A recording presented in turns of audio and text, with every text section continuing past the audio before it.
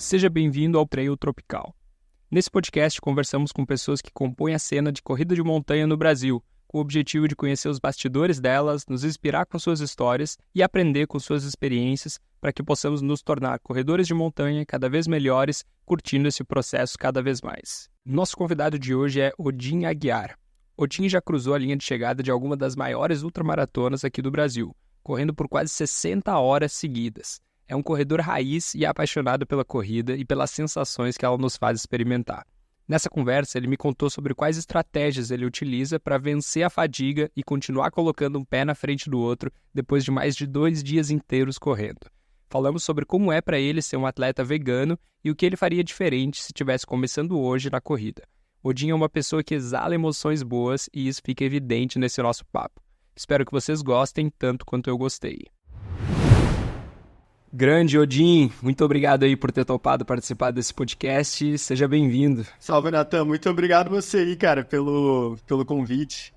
Muito legal tá falando de corrida aí, uma das coisas que eu mais curto e, poder agregar aí num projeto novo é sempre bom.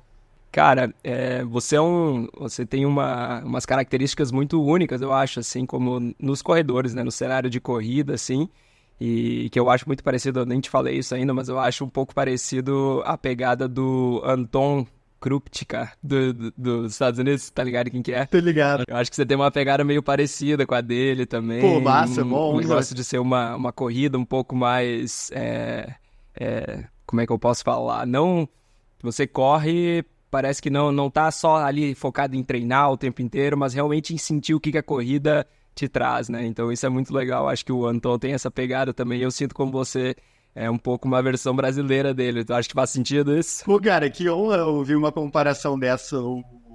O Anthony foi pra mim uma referência, assim, cara, acho que, sei lá, desde que eu conheci o cara, porque eu sinto que no mundo do trail foi o antes e depois do cara, né? Porque ele basicamente criou essa ideia do minimalismo, né? E de um alto volume de treino com pouquíssimo recurso ali, né? Tipo, limitando o recurso para poder aumentar a evolução. Então, tipo, cara, pra mim o cara é uma referência até hoje, né? Hoje em dia ele tá mais ali na bike, né? Fazendo umas outras vivências, mas nunca deixa de correr, né? 2 anos atrás, mais ou menos, ele voltou pra Leadville, lá fez 100 milhas, ficou em terceiro lugar, assim, o cara é uma lenda, né? Muito honrado aí pela comparação. Pô, mas acho que é uma comparação justa aí, cara, porque eu queria falar contigo primeiro sobre a tua experiência na BR-135, né, que é essa corrida que a gente tem, provavelmente a maior corrida, né, que a gente tem aqui no Brasil, né, a maior ultramaratona, que são 135 milhas, né, que a gente percorre, e ela acontece nos meses mais quentes e mais úmidos, o que acaba tornando isso um desafio ainda maior, né, e conta pra gente como que foi essa experiência, teve algum perrengue aí mencionável que você passou durante essa prova, como é que foi dar um panorama aí dessa prova? Cara, assim, só a título de curiosidade, na verdade tem algumas provas maiores que a BR, né, tem a Caminhos de Rosa, que são 250 quilômetros, ali no sertão de Minas. Tem também lá no extremo sul uma prova de 300 quilômetros que cobre toda a costa ali da... Enfim, são 300 quilômetros de orla ali no extremo sul. O nome da prova é Extremo Sul.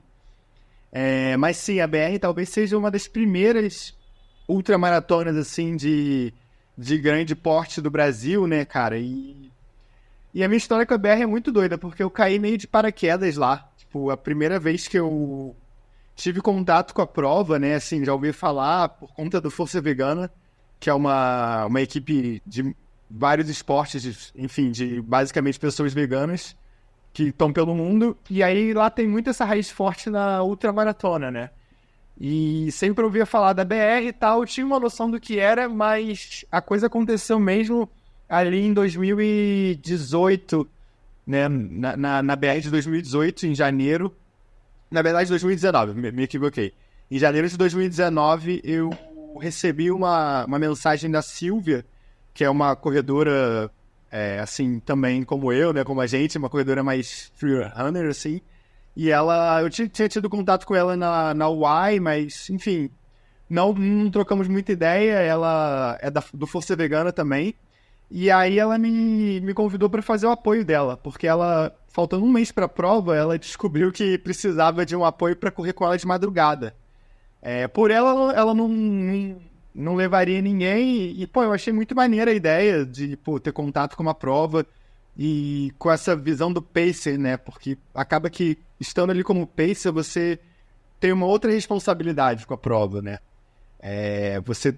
Claro, você se coloca em segundo plano, sempre, né, se resguardando, se colocando em segurança, mas o primeiro plano é sempre o atleta que você tá levando, né, e tal. E aí foi a minha primeira experiência e, caraca, foi, assim, incrível, incrível. Eu nunca tinha estado naquela região e foi muito louco porque eu fui o único pacer, né? Ela e mais um ex-aluno dela, ela é professora e tal. E o cara tava dirigindo o carro de apoio. De dia eu ficava no carro de apoio fazendo toda a logística. E à noite eu corria com ela, assim, tipo, no final do dia eu já começava a correr com ela. Nessa brincadeira a gente terminou a prova em 47 horas. O objetivo dela era terminar abaixo de 48 horas. E aí a gente terminou os 217 quilômetros em 47 horas. Eu devo ter corrido ali uns 120 quilômetros com ela na madrugada, alguma coisa assim, mas, claro, picotando, né? Porque acabava entrando um pouco no carro, descansando e tal. Mas foi um divisor de águas na minha vida essa experiência, porque no mesmo ano eu voltei para o Caminho da Fé para peregrinar, porque eu descobri esse lugar que para mim foi incrível, assim.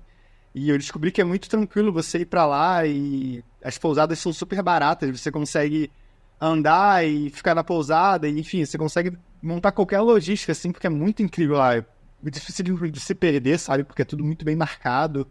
E as pessoas ao redor são muito acolhedoras, assim, é uma vibe diferentaça, assim, de tudo que eu já tinha experienciado até ali.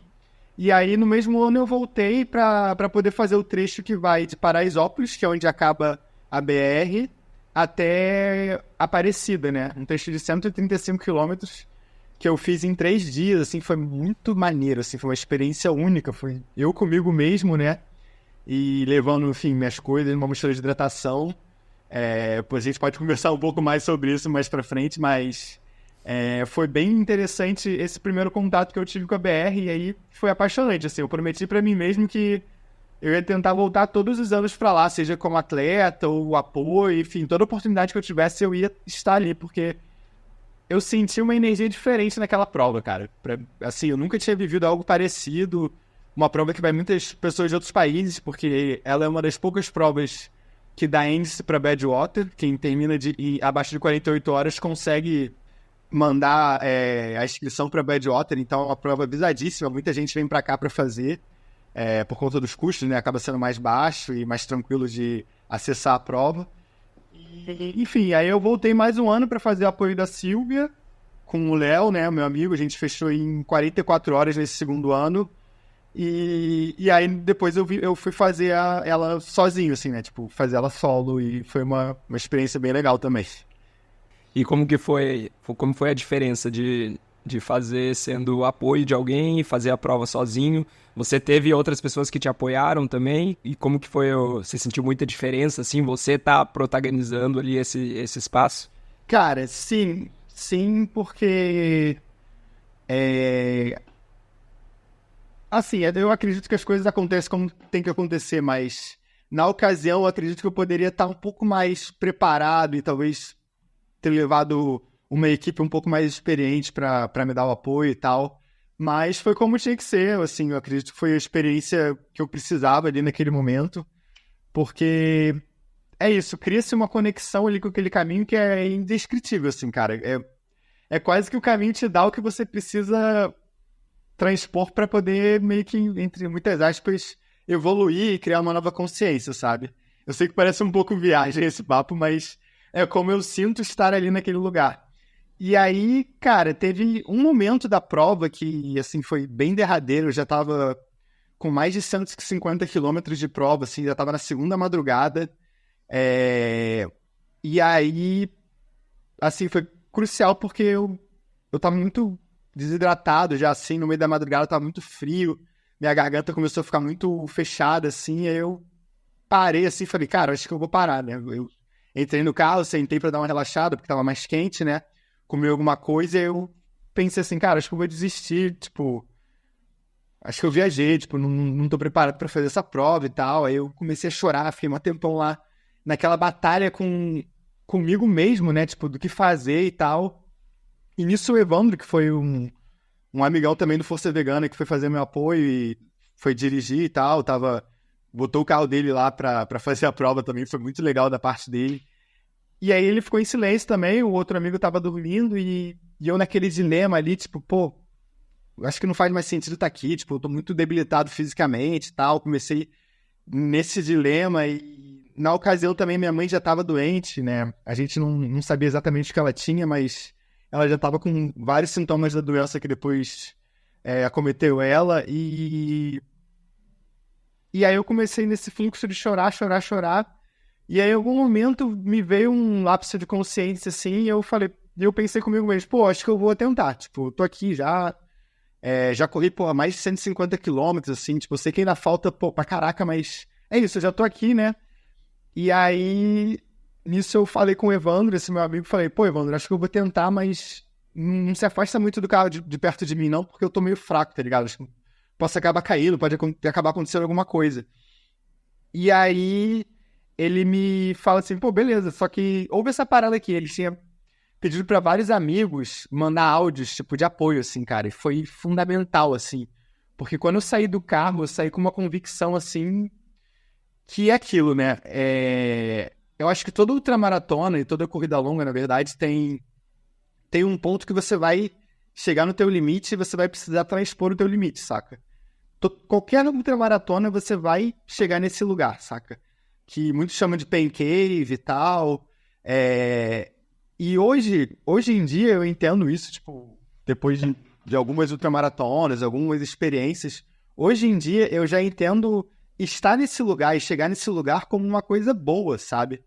Mas na ocasião ali, vivendo aquilo é uma coisa horrível, tipo, você transpor aquilo, você conseguir transpor o que primeiro vem na mente, né? Porque quando a gente tá falando dessas distâncias mais agressivas, é a cabeça que trabalha ali, cara. Tipo, o corpo você já preparou durante um ano de preparação, saca? Eu tava preparado. Só que a mente começa a falhar depois de, pô, privação de sono, desidratação, fome, né? Porque você não consegue repor a quantidade de caloria que você perde, né? Tipo, é impossível. Então, quando eu saí daquele carro, cara, que eu saí com uma convicção, assim, ouvindo os áudios de vários amigos, assim, tipo, me dando força que foi fundamental, assim, pra eu conseguir finalizar a prova. Eu sei que se eu tivesse uma equipe mais experiente, com certeza eu teria terminado melhor a prova, né? Mas eu fechei com 58 horas, assim, foi incrível pra mim a experiência. E foi uma conexão, assim, muito maneira. Eu tenho muita vontade de voltar pra fazer novamente a BR, sabe? E o que tu acha que foi o maior desafio, assim, dessa prova? Porque quando a gente para pensar em algumas provas específicas, assim, né? Tem uma prova que ela é mais difícil porque tem uma altimetria muito grande, ou a outra é muito quente, ou, enfim, o trajeto que você passa. O que você acha que é o principal desafio dessa prova? Cara, a BR, eu acho que o percurso é bem duro, sabe? Mas talvez o principal desafio seja a distância mesmo, porque, por exemplo, algumas coisas a gente sabe que vai acontecer na BR, tipo chuva, cara, sempre chove em algum momento na BR. Então, é isso, você já vai meio que preparado para essas questões, assim. E, pô, eu não consigo ver um ponto, assim, muito específico da BR, sabe, de dificuldade. Talvez a distância seja a maior questão mesmo. Uhum, entendi. Pelo menos, assim, na minha visão. Fica. E se a gente der uns passos para trás, assim, Odin, esse universo das ultramaratonas é algo um pouco nichado, assim, né, ainda. São poucas pessoas que conhecem esse universo. A maioria das pessoas se assustam, né, quando falam da distância que os ultramaratonistas correm. E como foi que você conheceu esse universo, assim? Você veio da corrida e aí foi migrando, aumentando as distâncias? Ou como foi que você conheceu esse universo aí das ultramaratonas, das corridas de montanha? Cara, então, como eu disse, lá no Força Vegana, eu acabei descobrindo que era possível correr mais de 42 quilômetros, né? Pra mim ainda era uma barreira, assim, né? Tipo, pô, maratona ali, meio que o ápice, não tem nada mais pesado do que isso e tal. E por muito tempo eu acreditei nisso até que eu conheci o Força Vegano por ter me tornado vegano ali quando eu tinha 19 para 20 anos. E, sei lá, uns 2 anos depois eu conheci o Força Vegana. E aí eu comecei a ver uma galera, tipo, correndo de chinelo, assim, sabe? Correndo descalço. E, pô, uns outros caras fazendo umas provas de 135 quilômetros, sabe? E aí eu olhava aquilo, tipo, vi o maluco, sei lá, com 110 quilos, altão, o Deco, o André. Maluco um monstro, cara. E aí quando eu conheci esse grupo, meio que desconstruiu, cara, tudo que eu tinha construído até ali sobre corrida, e inclusive a distância, né? E aí eu comecei a aumentar o volume ali em 2017, eu tava já correndo maratona, pô, quase que com uma frequência legal, assim, sabe? Tipo, a minha primeira maratona eu tinha feito em 2015, foi uma experiência horrível a primeira, e aí a segunda em 2016 foi uma experiência, tipo, muito maneira. E aí no mesmo ano eu corri mais uma e, tipo, 2017 eu já tava já assim, cara, correndo altas distâncias semanais, sabe? Tipo, teve uma semana que eu corri, eu acho que 150 quilômetros, sabe? Tipo, acho que eu não bati isso até hoje, assim. Em 2017 eu tava, tipo, com um volume muito alto e eu comecei a galgar, tipo, pensei, pô, acho que eu vou me inscrever numa ultra e tal. E aí eu acabei me inscrevendo numa prova que tinha aqui na Serra, que era o Desafio dos Vagões, que era uma prova que ligava Teresópolis até Itaipava. Uma prova de 53 quilômetros e, pô, fiz, assim, muito bem. Terminei melhor do que eu terminava as maratonas de asfalto, assim. Eu falei, caraca, incrível isso, tipo, eu achei que eu fosse terminar muito mais, tipo, debilitado e tal, mais cansado, e só que não, eu terminei melhor, assim, me sentindo melhor. E aí eu comecei a correr prova de 50K, depois alguns meses depois eu corri mais uma prova de 50K em Minas, e aí no meio do ano seguinte, sei lá, num período de menos de um ano, eu corri também uma prova de 65 quilômetros em Minas, que foi minha primeira UAI, né, a Ultra Maratona dos Andes. Terminei em 8º lugar, tipo, na minha categoria e tal. E aí, em 2019, eu corri minha primeira prova de 100 quilômetros. Tipo, depois dessa experiência na BR, lá no Caminho da Fé, eu fiz a Caminhos de Rosa, 100 quilômetros. Foi uma experiência também super incrível. E aí eu fui construindo essa bagagem, né? E a minha ideia, antes de correr a BR, na verdade, era fazer 135 quilômetros na UAI, né? Em 2020. Eu estava, inclusive, inscrito, só que por conta da pandemia acabou não rolando, né? Então, eu meio que fiquei ali assim, pô, será que eu corro não a BR sem ter feito esses 135 quilômetros, né? Tipo, será que faço ou não faço? E aí eu me inscrevi na BR de qualquer maneira para 2021, que foi quando eu fiz como atleta, né? Ela completa. E aí, só que antes disso, eu fui fazer mais um treino lá no Caminho da Fé, que eu passei 5 dias fazendo o mesmo percurso da BR para poder treinar, sabe? Tipo, em outubro. E a prova seria em janeiro. Então, tipo, em outubro eu tive essa vivência de mais ou menos 180 quilômetros lá no Caminho da Fé. E foi muito incrível, assim, também. Foi muita experiência que eu adquiri ali para ganhar realmente a segurança que eu precisava para essa prova, sabe? Eu acho que, no fundo, é preciso meio que construir na sua cabeça de todo dia, degrau a degrau, a ideia de fazer uma coisa tão insana. Porque é muito insano, cara, pensar em correr 5 maratonas seguidas, cara. Eu lembro que na 4ª maratona eu falei, putz, graças a Deus, agora só falta mais uma maratona, assim, como se fosse correr 5 quilômetros, sabe, cara? Você começa a se ver umas situações assim que você fala, cara, isso não é saudável, sabe? Tipo, já passou do limite ali, sabe? Mas é bem legal, né? Isso é uma experiência que a gente correndo todo dia, a gente tem uma oportunidade praticamente única, né? De experimentar essas sensações, tanto uma sensação de progresso, uma sensação de superar uma adversidade, que eu fico pensando que a maioria das pessoas que não correm ou que não tem essa experiência de algum esporte de endurance, praticamente passam a vida inteira sem ter, né? E aí, às vezes, a gente tá ali, tem um dia que a gente sai para correr, sei lá, 10 quilômetros, e outro dia a gente sai para correr 30, né? E é essa diferença, assim, no dia que a gente sai para correr 10, às vezes falta 2 quilômetros, a gente já tá cansado. Quando a gente sai para correr 30, a gente corre 10, corre 12, corre 15 e nem começa a sentir, só vai começar a sentir lá quando tá chegando próximo dos 30, né? Então essa essa diferença, assim, do poder que a nossa mente tem em nos falar os nossos limites, assim, né? E a capacidade que a gente tem, ou a experiência que a gente tem de ir tentando reescrever isso é muito interessante, né? E o Endurance nos dá a possibilidade de vivenciar isso praticamente diariamente, né? Então isso é muito legal mesmo.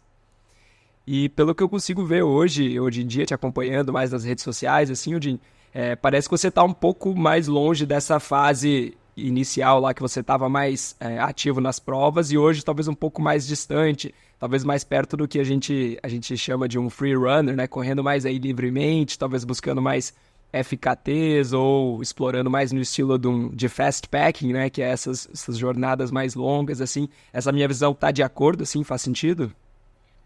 Então, eu acho que são fases, sabe, Natan? Assim como aquele Odin descobriu esse universo das corridas, das provas, das longas distâncias, talvez agora o sentido seja um pouco diferente, sabe? Eu sinto que desde que eu quebrei ali numa prova, da primeira vez que eu quebrei, que foi em Paraty, ali na 100, foi uma experiência muito intensa que eu tive, né? Por alguns motivos eu desisti da prova no quilômetro 75. Desde essa experiência, eu comecei a perceber outros sentidos, sabe? Na corrida, propriamente dita assim, tipo nas longas distâncias, sabe? E isso veio se intensificando. Eu comecei a buscar também corridas mais técnicas, sabe? Buscar vivências mais técnicas, menos... Porque eu sempre gostei de correr estradão e distâncias mais longas, mas agora eu tô curtindo ir mais pra trilha mais técnica, tipo, com mais altimetria, sabe? Eu acho que eu tô um pouco num trail mais puro, digamos assim, que é também voltar para um modinho lá do passado, da adolescência, que, pô, fazia muito trilhas, assim, mais técnicas e tal, né? Tipo, cumes, acampava muito. E com relação ao fastpacking, é uma coisa que eu tô querendo praticar mais, né? Tive essas experiências no Caminho da Fé. E eu tô buscando planejar e estar mais próximo dessa modalidade. Tô tentando trazer também para o Brasil, né? Aí criei ali uma página no Instagram, tô pensando em começar a movimentar alguns artigos e tal.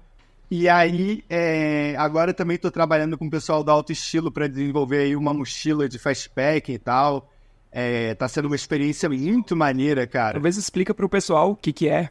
Desculpa até te cortar, Odin, mas talvez a maioria algumas pessoas podem estar ouvindo e não sabem exatamente o que é esse fastpacking, né? Explica mais ou menos o que é isso. Então, o fastpacking é uma modalidade que nasceu ali na Europa e Estados Unidos, né? Que é como se fosse um híbrido entre o trekking ali mais old school, né? Com um mochilão pesado, que o cara leva barraca, leva ali muita coisa, né? Aquelas mochilas cargueiras, que o cara fica semanas ali caminhando, né? Fazendo trilhas longas. Não é isso, mas tem essa questão de ficar mais tempo ali, né? Ficar, de repente, por meses caminhando ou andando rápido, né? O fastpacking, ele é um híbrido entre esse trekking mais longo e a corrida. Basicamente, é estar ali no meio, numa atividade de 1 ou mais dias, na verdade, né? Tipo, com mais de um pernoite, digamos assim. Pelo menos um pernoite é considerado fastpacking. E levando o mínimo possível para estar em segurança e se locomovendo mais rápido, saca? A ideia não é correr nem caminhar, é você andar rápido ali, carregando tudo que é necessário para você estar independente ali em contato com o meio, sabe? Então, é uma modalidade que, infelizmente, ainda é pouco difundida aqui no Brasil por diversos motivos, né? Mas eu acredito que a gente tem muito potencial em muitos lugares que dá para tentar trazer um pouco dessa cultura aqui, porque é uma cultura que acaba sendo um pouco mais barata do que estar numa prova, por exemplo, sabe? Que é uma experiência incrível também, mas tem todas as outras questões financeiras, né? Nós sabemos como é difícil para a organização executar uma prova num baixo custo que dê para ser legal para todo mundo, né? Exatamente, eu acho que isso do fastpacking é muito legal, né? Essa agilidade que te traz, assim, né? Então você consegue ter ali carregar pelo menos alguns itens pessoais contigo, mas ainda assim, talvez, se é uma parte que tem uma descida leve, você consegue dar uma corridinha, se quiser, para dar uma soltada na perna, né? A gente sabe que fazer uma travessia, às vezes carregando aquela cargueira e caminhando na mesma velocidade o dia todo, às vezes é mais desgastante do que se você consegue, às vezes, alternar um pouco das velocidades. Então, isso do fast packing, de poder caminhar um pouco, correr um pouquinho, né, dar uma soltada no ritmo também é algo muito legal, assim, né? E aí acaba que tu não precisa ficar carregando todo aquele peso e consegue, às vezes, cobrir distâncias maiores, assim, né? Explorar mais do lugar num período de tempo menor, né? Sim, exatamente, né? A ideia é justamente essa. Sempre que possível, você dá um trotinho ali, tentar andar o mais rápido possível, né? Sem comprometer também os dias que virão, né? E as suas coisas, né? Que você tá levando e tal, sem levar menos e acabar passando um perrengue mais severo e tal. A minha ideia é fazer mais atividades desse tipo, né? Então, respondendo essa pergunta, eu acho que eu tô tentando me conectar de maneira mais independente, né? Com a cena da corrida, dos esportes outdoors. E isso envolve a FKT, né? Eu tenho um projeto de tentar mapear aqui algumas rotas do Rio, né? Para colocar lá no site. Porque, pô, o Rio é uma cidade altamente turística e só tem basicamente uma rota mapeada aqui, cara, que é a Pedra da Gávea. E, pô, tem diversas trilhas que dá pra gente mapear e colocar lá no site pra chamar também os holofotes do trail pra nossa cidade, sabe? Que eu acho que a gente tem muito potencial pra receber pessoas, pra receber provas, enfim. Muitas possibilidades que eu acho que só vão crescer quando a gente começar a se movimentar como comunidade, sabe? A gente tem aí o exemplo do pessoal de Cambotas, que é um lugar bem diferenciado por conta da geografia. Mas, cara, se não fosse uma cena de união que rola lá, nada disso estaria acontecendo, sabe? Então, eu acho que a gente precisa pegar essas referências e, claro, beber na fonte maior, que infelizmente ainda é lá fora, né? Que é onde tudo começou, e tentar trazer para nossa realidade, sabe? Tentar mudar aqui a nossa realidade para o esporte crescer de modo geral, né? E recentemente tu teve a oportunidade de mostrar um pouco mais da tua casa, um pouco mais do Rio, para principalmente o pessoal da gringa, né? Tu fez uma parceria com o Kyle Richardson, que é um atleta da Black Diamond, um corredor de montanha que também, né, é mais focado um free run, assim, ele é mais, não disputa tantas provas, mas vai mais atrás dos FKTs. E primeiro eles lançaram o Tempo 1, né? Só o Tempo, na verdade, que foi um mini documentário na casa dele, e vocês fizeram essa parceria para o Tempo 2, onde ele e uma equipe veio aqui para o Rio, e o vídeo é maravilhoso, assim, né? Se você pesquisar Tempo 2 no YouTube, você vai ver, é um vídeo muito lindo, tantas imagens como o som que foi feito por ti, né? A história que vocês vão contando ali mesmo sem fala, é muito legal mesmo, e acho que consegue transmitir bastante desse espírito mais raiz do trail. E conta pra gente como que foi que aconteceu essa conexão entre vocês e como foi poder apresentar a tua casa nesse contexto mais abrangente aí pra eles. Cara, foi uma experiência muito legal, assim. Eu, desde que eu comecei a correr, na real, eu sempre acompanhei e estive antenado pra tudo que estava acontecendo na gringa, assim, cara. Tipo, é uma coisa que... É isso, eu entendi que o universo é lá, né? Então, por ter a facilidade do inglês e tal, eu sempre tava ali, né? Eu sempre tô, na verdade, assistindo todos os documentários que saem e tal. E aí, quando eu assisti o Tempo, eu achei muito fora da caixa, cara. Tipo, sem palavras, sem falar nada, o cara consegue passar, assim, uma vivência incrível, tá ligado? Você consegue entender e se sentir ali naqueles poucos minutos, tipo, lá naquela região, né, do Colorado. E aí eu mandei parabéns pro Caio, né, tipo, expliquei mais ou menos o que eu achei do Tempo 1 e tal, do mini-doc, e a gente acabou começando a trocar ideia a partir daí, né. E aí logo depois ele bateu alguns recordes lá e tal, eu também mandei parabéns pra ele, a gente começou a criar ali um laço de amizade, e eu descobri que ele tinha estudado música brasileira na universidade. Tipo, ele estudou música, focado em percussão, mas a vertente que ele seguiu era de música brasileira. E ele falou, pô, meu sonho é ir pro Brasil e tal, inclusive tô com umas ideias aí. E aí nisso a gente começou a desenvolver esse roteiro, né, essa ideia de fazer o Tempo 2 e do Tempo virar, na verdade, um projeto onde ele acessa lugares com a percussão e a corrida, né? Talvez em algum momento haja um tempo 3 num outro país e tal, há essa possibilidade, mas tudo isso por conta dessa conversa, né? Que acabou gerando o tempo 2 e, pô, foi incrível a experiência de trazer eles pra cá e, pô, e entender também que é isso, corredor é corredor em qualquer lugar do mundo, saca? Não tem caô, não tem mimimi, é isso, cara, tipo, corre aqui, corre no asfalto, corre na montanha e vamos que vamos, sabe? Não tem muita diferença entre a pessoa, sabe, estar num lugar ou no outro lugar. Acho que a geografia pode te deixar mais preparado, mas no fundo é tudo a mesma coisa, cara. Corrida, corrida é corrida. Todo mundo é humano, né? No final, todo mundo é humano. Exatamente, cara. E eu acho que eu sempre enxerguei assim a coisa. Então, tipo, eu nunca tive problema em chegar e trocar uma ideia. Tipo, outro dia eu mandei uma mensagem pro Zac Miller, tá ligado? E aí o cara responde às vezes, saca? E, pô, é isso. Eu acho que por ser uma comunidade muito pequena e nichada, acaba tendo essas possibilidades, né? É muito louco isso. Tipo, acho que é meio inimaginável você pensar em outros esportes a facilidade de acessar um corredor de elite, saca? Por exemplo. Tipo, sei lá, no futebol, o cara não consegue trocar uma ideia com um jogador famoso, sabe? Assim, de igual pra igual, ou trocar uma ideia normal mesmo, sabe? Tipo, de mandar mensagem e o cara responder.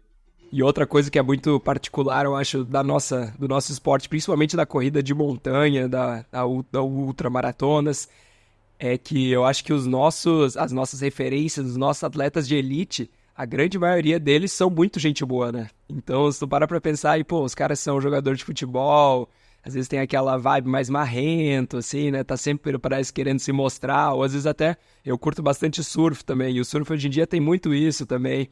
Antigamente era mais raiz, mas hoje em dia, sim, é muito, o pessoal parece que é um mais marrento que o outro, e na corrida de montanha, né, a gente para pra pensar, o Kilian Jornet, a Courtney Dauwalter, parece que são pessoas que são gente como a gente e sempre tem algo legal pra contribuir, tem uma narrativa legal, sabe trazer, sabe mostrar o esporte, demonstra paixão por aquilo que fazem, né? Então acho que a gente é único nisso, assim, né? Então a gente tem essa oportunidade aí dos nossos ídolos serem pessoas muito gente boas também, né? Com certeza, cara. Eu acredito que é porque todo mundo sofre igual, cara. Tipo, não importa se o cara chega em último ou em primeiro, numa esfera o cara vai estar sentindo ali aquela prova, aquele percurso e vai estar sofrendo, né? Tipo, dentro da sua zona de conforto e sofrimento, tá ligado? Então eu acho que isso aproxima demais, né? Quem pratica. E teve alguma lição que você tirou desse tempo que você passou com eles, assim? Alguma coisa que você talvez aprendeu com eles ou que te inspirou a mudar alguma coisa na sua vida? Cara, com certeza. Eu acho que eu acabei descobrindo esse universo de guia de turismo, cara. Era uma vontade que eu já tinha, tipo, de fazer um curso e tal. E aí, como foram 10 dias que a gente passou aqui no Rio e eu meio que planejei e produzi toda essa logística, eu vi ali uma possibilidade de trabalho muito legal. E aí, logo depois que passou esse momento ali, né, eu busquei o curso e, enfim, fiz a minha formação lá e hoje eu tô meio que trabalhando com isso também, sabe? E tá sendo muito interessante essa jornada que eu tô agora.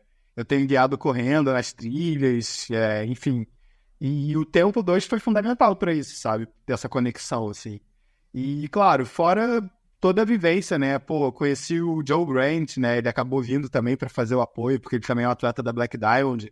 E, pô, o cara é uma referência para mim, saca? Tipo, trocar com as referências, sabe? Com as pessoas que você admira foi uma experiência, assim, incrível e única, cara. Foi muito maneiro, foi muito legal mesmo. E você é vegano. Tem muita gente que acredita que a dieta vegana ela é inconsistente com a atividade física, né? E outro grupo defende como sendo a maneira mais eficiente, né, da gente abastecer o nosso corpo para o movimento. Como que você vê isso hoje em dia? Cara, quando eu comecei a correr, 1 ano e meio mais ou menos depois, eu me tornei vegano. Eu comecei a correr, eu era ovo-lacto vegetariano. Eu nunca comi carne na minha vida, né? Enfim, animais mortos. Eu fui ovo-lacto vegetariano até os 20, 21 anos ali.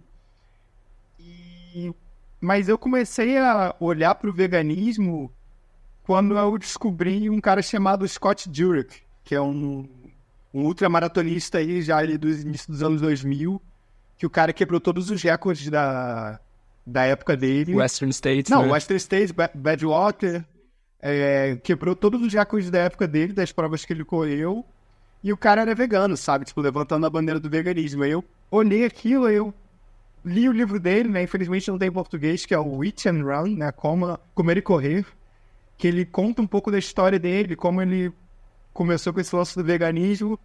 E aí, em algum momento eu decidi experimentar o veganismo também por outros motivos, né? Questões políticas, né? Enfim, eu acho que é uma visão mais coerente de mundo.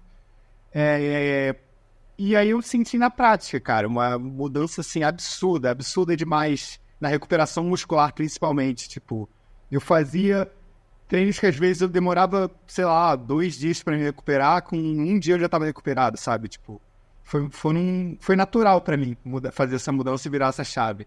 Foi tão natural que eu comecei a realmente sentir que eu tava progredindo. Foi quase que eu atingi um grau de estagnação dentro da corrida, e aí quando eu me tornei vegano eu senti que eu podia ir além, saca? Tipo, pra mim foi um ponto de progressão a corrida, sabe? O veganismo. Então, eu realmente eu busco sempre fazer os exames ali, comer bem, entender como tá meu corpo, ouvir meu corpo também, né? E aí também descobri o Força Vegana depois, e foi também uma conexão, assim, com outros corredores, outros atletas. E é meio que isso. Já tive também uma conexão com o crudivorismo também, que é uma outra viagem, assim.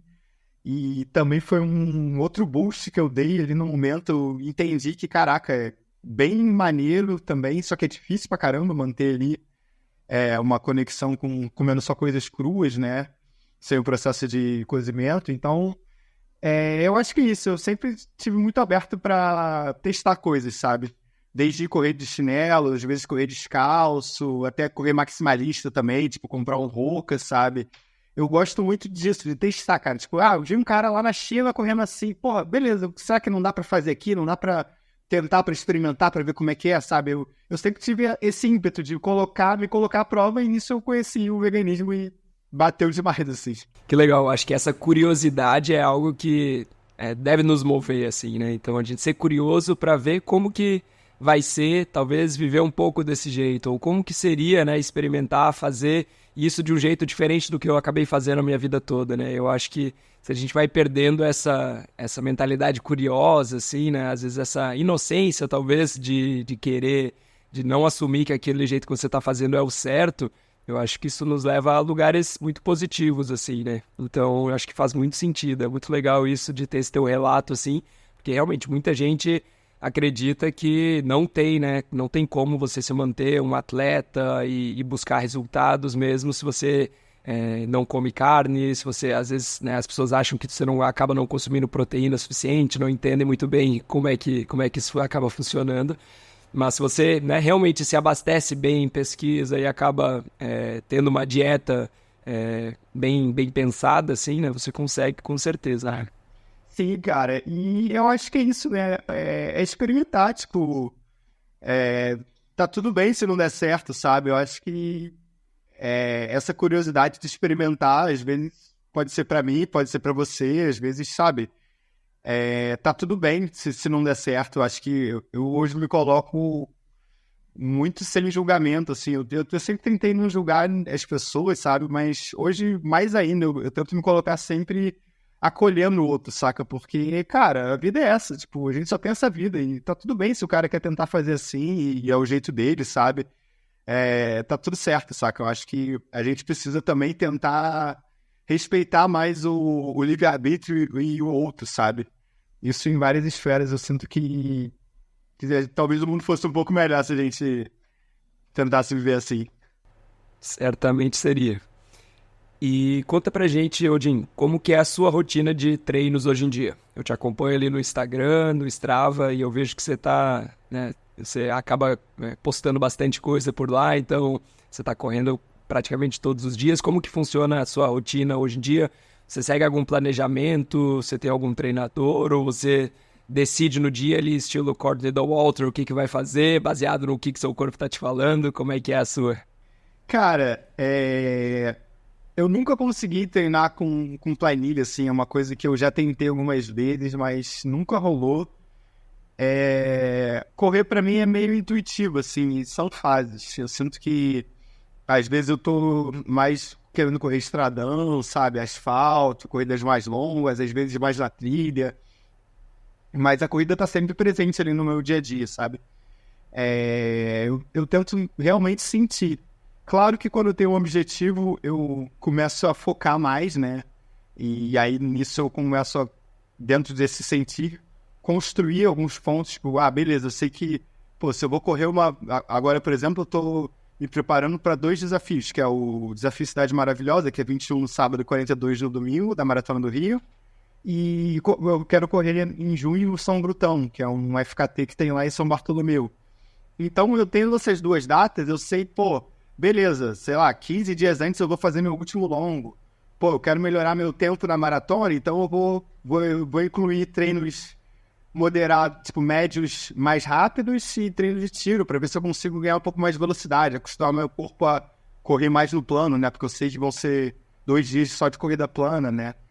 Mas tudo de maneira muito intuitiva, cara. Tipo, eu nunca consegui ter um treinador, já tentei pra caramba, assim, com bastante vontade, mas eu tento dividir hoje entre correr mais ou menos uns 4 dias na semana, fortalecer uns 2. A bike também está sempre presente, tipo, seja no ir e vir da vida, ou também fazendo uns treinos, que eu estou voltando agora a pedalar um pouco mais, que eu sinto que também me ajuda na corrida, porque trabalha outros agrupamentos musculares, né?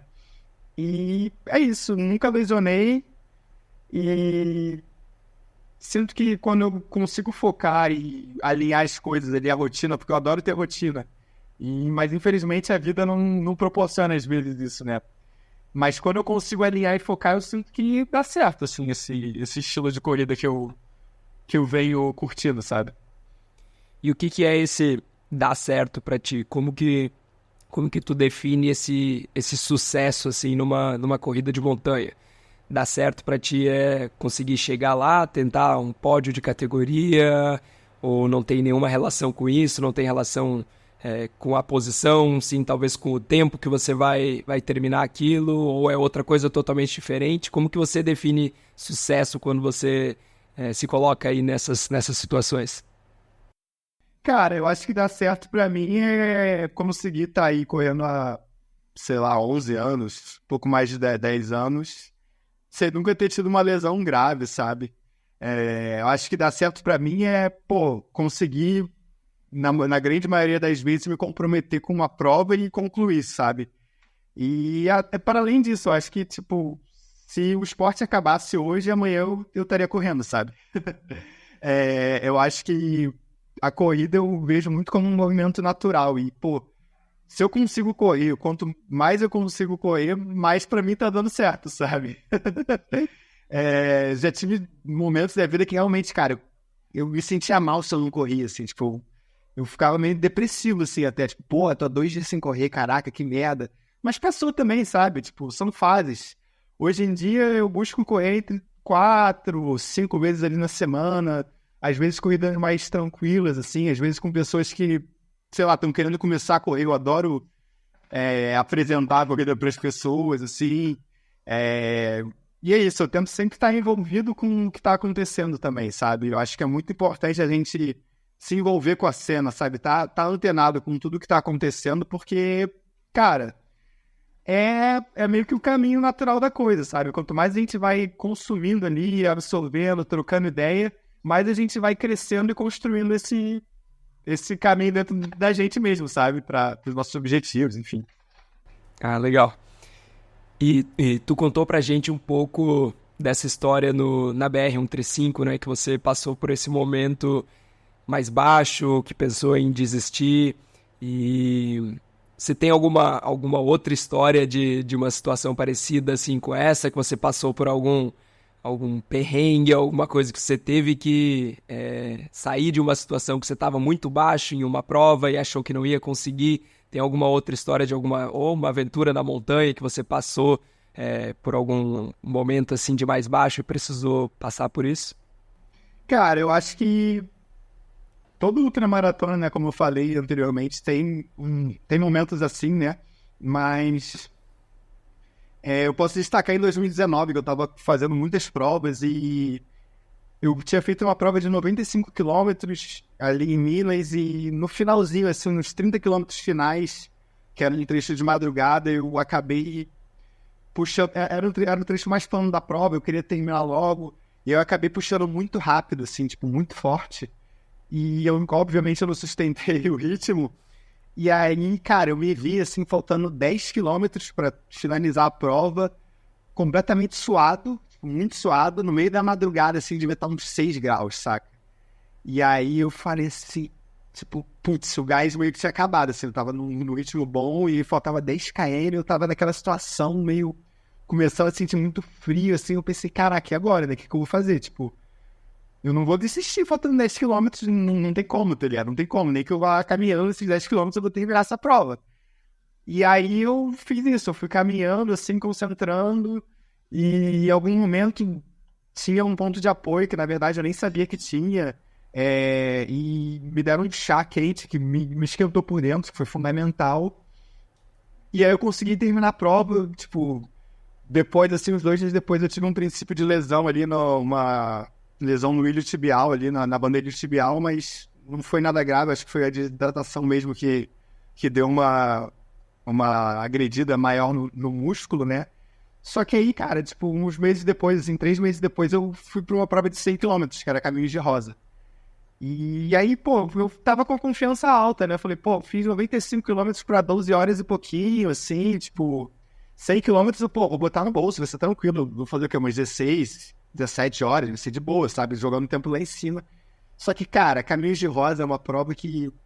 É uma prova, tipo, muito insana, porque é ali no sertão de Minas, é muito árido, e o sentimento de solidão dessa prova, eu acho que é muito único, cara, porque você percorre longas distâncias sem ver basicamente nada, assim, nem casa às vezes, sabe? E naquele sol ali de Minas, tipo, é na região onde Guimarães Rosa acompanhou uma boiada e escreveu ali grande parte da sua obra, sabe? Então tem um peso histórico também. E aí, cara, mais uma vez ali, né, tipo, passei um dia inteiro naquela prova, percorrendo esse trecho ali super difícil, né? Sol muito pesado, muita solidão ali. E na madrugada, cara, eu senti também essa quebra, né, de ritmo, obviamente, né? E, pô, por pouco também eu não desisti. Meu estômago começou a brigar comigo ali lá pro final da prova e, pô, foi muito difícil conseguir voltar. E, pra minha surpresa, de maneira negativa, eu fechei para 19 horas a prova, saca? Tipo, então eu acho que cada prova tem um ponto de quebra e tem um ponto de aprendizado que você vai ter, cara. Tipo, eu acho que a coisa mais importante que eu aprendi correndo uma maratona é que, cara, é preciso ter humildade ali, naquele momento, porque não existe longa distância fácil, por mais que você esteja treinado, tudo pode acontecer. E quando a gente tá nesses momentos mais frágeis, cara, é mais perigoso ainda, saca? Tipo, porque é isso, você sabe que seu corpo tá frágil, seu mental tá frágil, seu emocional tá frágil. E às vezes, cara, às vezes é você parar 10 minutos, respirar, sentar, relaxar, comer alguma coisa, que você volta pra prova e até esquece que tá pensando em desistir. Só que quando você tá naquela bad e acaba decidindo tudo em cima da hora ali, tudo na pressa, aí, cara, você não dá espaço pra coisa acontecer, saca? E muitas das vezes na outra maratona é preciso dar espaço para as coisas acontecerem e você conseguir seguir adiante, sabe? E nas outras maratonas, geralmente existe bastante esse espaço, assim, né? Pelo menos de tempo, assim, né? Para você conseguir pensar nas coisas e decidir. E o que são algumas das coisas que passam na tua cabeça nessa hora, assim, quando você tá ali cogitando já, putz, eu acho que eu não vou conseguir chegar, às vezes falta aí na metade da prova e você já tá, né, na sua cabeça já tá em ali 80% da sua capacidade e ainda falta muitos quilômetros pela frente. O que passa na tua cabeça e você tem alguma estratégia que você utiliza para conseguir, talvez, reescrever o que está acontecendo ali na sua cabeça para, de alguma forma, tentar fazer com que o seu cérebro mande nas suas pernas de fato, assim, né? Tem alguma coisa que passa na sua cabeça, alguma estratégia que você usa para tentar sair desses momentos? Cara, eu acho que o principal são os treinos mesmo, cara. Eu tento ali nos treinos me colocar em situações mais próximas possíveis das provas, sabe? Ou dos desafios. Às vezes até me coloco em vulnerabilidade, tipo, propositalmente, sabe? Tipo, para poder entender o limite do corpo e sabendo que na prova a energia é diferente, né? Na prova você vai dar mais, né? Você vai estar numa outra esfera, né? Do seu limite. Mas uma coisa que eu tento sempre fazer um exercício quando eu tô nesses momentos mais down, assim, mais pesados, que foi inclusive lendo o livro do Scott Jurek que eu aprendi, né, esse exercício. Ele conta que ele tava na Badwater, assim, e deu um apagão no cara, saca? Ele tava liderando a prova e deu um apagão e simplesmente faltou energia no corpo, muito calor, né? A prova mais quente aí do mundo. E ele conta que ele entrou numa bacia de gelo e ficou ali apagado uns 10 minutos, saca? Tipo... E aí ele entrou e começou a mentalizar como se ele estivesse acordando de manhã cedo, tomando o café da manhã dele e saindo para dar um treino, saca? E aí eu tento fazer esse exercício. Sempre que eu tô num momento mais down, eu tento imaginar que eu tô só na minha casa, tipo, acordando cedo, saindo para dar um treino num percurso que eu gosto. Eu realmente começo a visualizar o lugar que eu costumo treinar todo dia, saca? Tipo, a cachoeira que eu costumo tomar banho, o trecho onde eu pego água, eu começo a visualizar e meio que construir a ideia de fazer o que eu já faço no meu habitual, saca? Que é estar ali correndo quase que todo dia. E aí nisso, na maioria das vezes, eu consigo sair desses lugares, saca? Porque pro teu cérebro é como se você estivesse dando um reset naquele momento ali, né? Pro cérebro esquecer que ele já correu 80 quilômetros, por exemplo. Exatamente. E aí, só pra finalizar a história do Scott, ele acabou finalizando a prova abaixo de 24 horas e foi, tipo, o recorde da época, saca? Tipo, várias pessoas tinham passado ele conseguiu recuperar a posição e ganhou a prova, saca? Batendo o recorde. Então, a gente, às vezes, duvida muito da nossa cabeça, saca?